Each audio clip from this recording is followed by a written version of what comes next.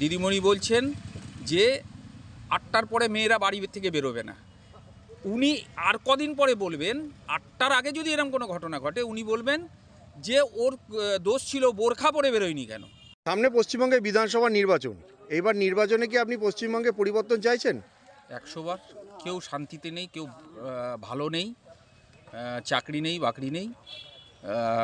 যা আসছে সেন্ট্রাল থেকে যতটুকু পাওয়া যাচ্ছে ওটাই আছে, বাকি রাজ্য সরকারের তরফ থেকে কিছুই নেই। সেই জন্য একে আমূল পরিবর্তনের দরকার। চাকরি বাকরি, তারপর সুশাসন, পুলিশি ব্যবস্থার পরিবর্তন, সব কিছু মানে আমূল পরিবর্তন দরকার পশ্চিমবঙ্গে। তৃণমূলের দুর্নীতি সম্বন্ধে কিছু জানেন বলুন। অবশ্যই চাকরি দুর্নীতির সব বড় স্ক্যাম, এর থেকে বড় মানে স্ক্যাম আর হয়নি সারা ভারতবর্ষে এর আগে। এছাড়া তো সব কিছু তো যত সরকারি মানে এমন একটা অবস্থা এখন, যদি রাজ্য সরকারে চাকরি করে কোনো একটি ছেলে, তাহলে তার মেয়ের বাপরা তাকে মেয়ে দিতে চায় না। এই একটা বড় প্রশ্নের মুখে হয়ে গেছে এখন। এছাড়া তো দুর্নীতি সব জায়গায়, রেশন কেলেঙ্কারি, আর কি কেলেঙ্কারি, যত রকম কেলেঙ্কারি হতে পারে সব কেলেঙ্কারি আছে এদের মধ্যে, আর কিছু। বেকারদের যে ভাতা দিচ্ছে এটা ঠিক আছে না? বেকারদের চাকরির দরকার। অবশ্যই চাকরি।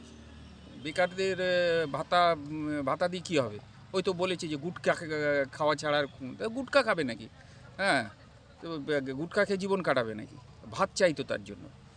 মহিলাদের যে ভান্ডার দিচ্ছে, লক্ষ্মীর ভান্ডার, এটা ঠিক আছে না? মহিলাদের নিরাপত্তা বেশি দরকার অবশ্যই পশ্চিমবঙ্গে। নিরাপত্তা। এখন দিদিমণি বলছেন যে ৮টার পরে মেয়েরা বাড়ি থেকে বেরোবে না। উনি আর কদিন পরে বলবেন ৮টার আগে যদি এরকম কোনো ঘটনা ঘটে উনি বলবেন যে ওর দোষ ছিল বোরখা পরে বেরোয়নি কেন। ঠিক আছে, বোরখা পরে বেরোয়নি কেন, এই জিনিসটা আসতে চলেছে।